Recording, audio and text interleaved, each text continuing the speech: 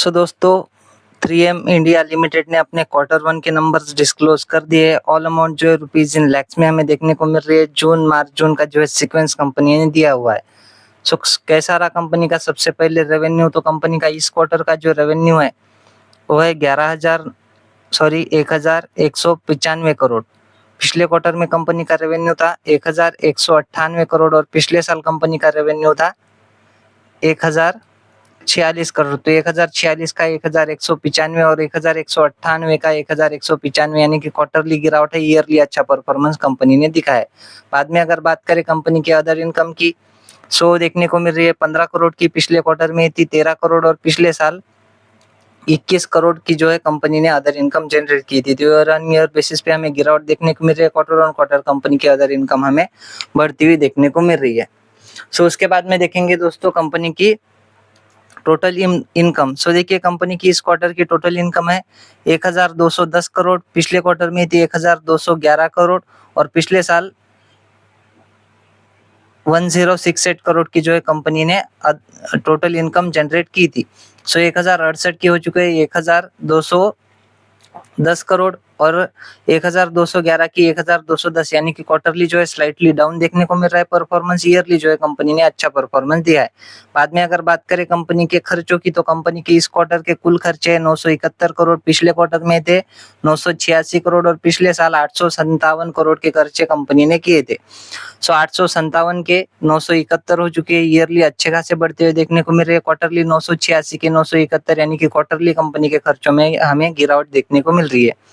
बाद में अगर बात करें कंपनी के टैक्स के पहले के प्रॉफिट की, तो ये 239 करोड़। पिछले क्वार्टर में था 225 करोड़ और पिछले साल 210 करोड़ का जो है कंपनी ने टैक्स के पहले प्रॉफिट जनरेट किया था।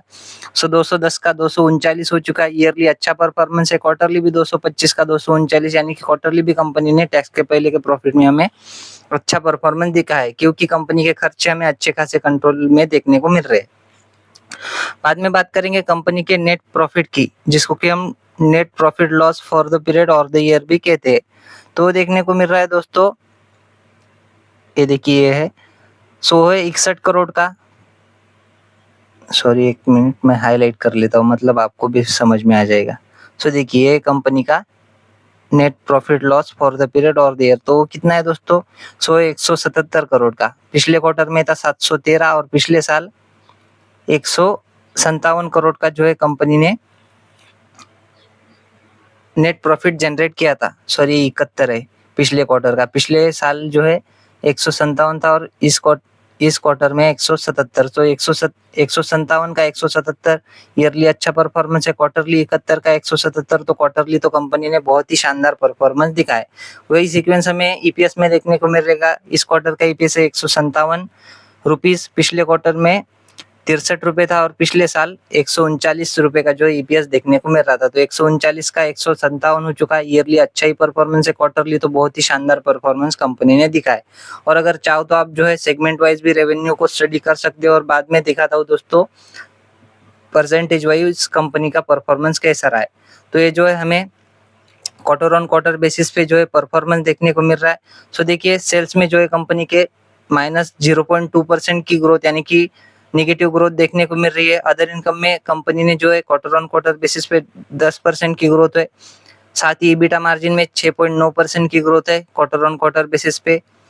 पीबीटी में 6.3% की ग्रोथ है और प्रॉफिट आफ्टर टैक्स में 149% की ग्रोथ कंपनी ने क्वार्टर ऑन क्वार्टर बेसिस पे दिखाई। ईयर ऑन ईयर बेसिस की बात करें तो देखिए सेल्स में जो है 14% की ग्रोथ दिखाई है।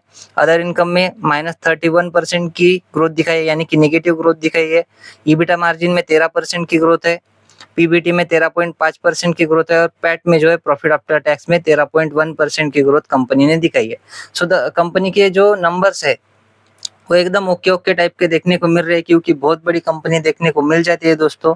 सो आशा करता हूँ वीडियो आपको अच्छी लगी होगी। अगर अच्छी लगी हो तो वीडियो को लाइक और चैनल को सब्सक्राइब भी कर लेना। मिलते हैं नेक्स्ट वीडियो में, तब तक के लिए धन्यवाद, बाय बाय।